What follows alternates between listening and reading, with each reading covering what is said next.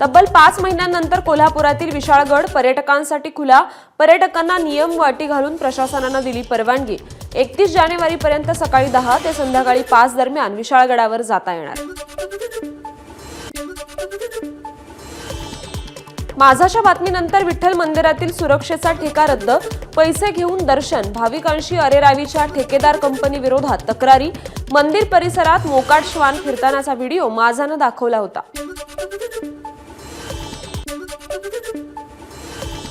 तुळजाभवानी मातेच्या शाकंभरी नवरात्र महोत्सवाला घटस्थापनेने प्रारंभ। शाकंभरी नवरात्रोत्सवाचे यजमान विवेक गंगणे आणि त्यांच्या पत्नीच्या हस्ते घटस्थापना।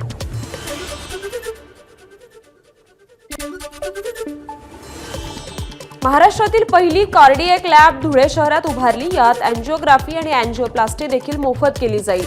आधार कार्ड आणि रेशन कार्ड यांच्या आधारे ही तपासणी केली जाणार। महाडमधील तळीये गावात दरडग्रस्तांच्या पुनर्वसनासाठी म्हाडाच्या कोकण मंडळाचा 263 घरांचा प्रकल्प। त्यापैकी 92 घरांचं काम पूर्ण, तर दुसऱ्या टप्प्यातील उर्वरित 108 घरांचं काम जूनपर्यंत पूर्ण होईल। छत्रपती संभाजीनगरच्या कन्नड तालुक्यात फुलकोबीला भाव मिळत नसल्याने शेतकऱ्यांना 2 एकर शेतीवर फिरवला रोटावेटर। शेतातून बाजारात नेण्याचाही खर्च निघत नसल्यामुळे शेतकरी संतप्त। अकोल्यात पोलीस अधीक्षकांच्या कार्यालयासमोर सकल ओबीसी वंजारी समाजाचं 1 दिवसीय धरणे आंदोलन।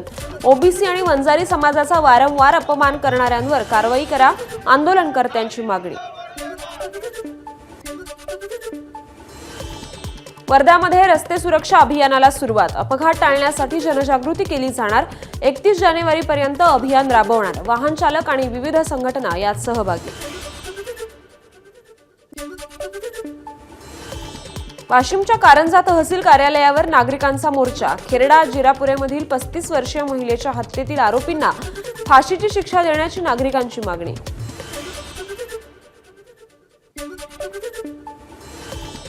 शहापूरमधील महालक्ष्मी ज्वेलर्स गोळीबार प्रकरणातील मुख्य आरोपीला उत्तर प्रदेशातून अटक।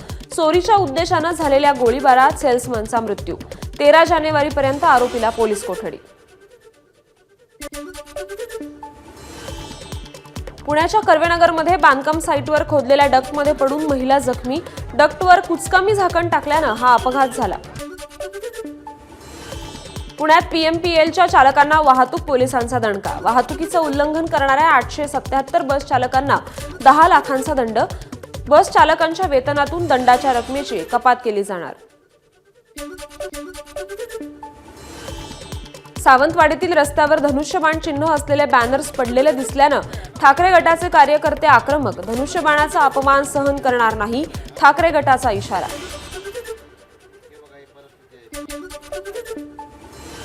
नाशिक पोलिसांची मोठी कामगिरी। मध्यरात्री सिनेस्टाईल पाठलाग करून गांजा तस्करांना ताब्यात घेतलं। आरोपींकडून 28 किलो गांजा जप्त। इतर संशयितांचा आता शोध सुरू। नाशिकच्या येवल्यात नायलॉन मांजाविरोधात धडक कारवाई। नायलॉन मांजाच्या 14 रीळ पोलिसांनी जप्त केल्या। एका तरुणाविरोधात येवला शहर पोलीस ठाण्यात गुन्हा दाखल।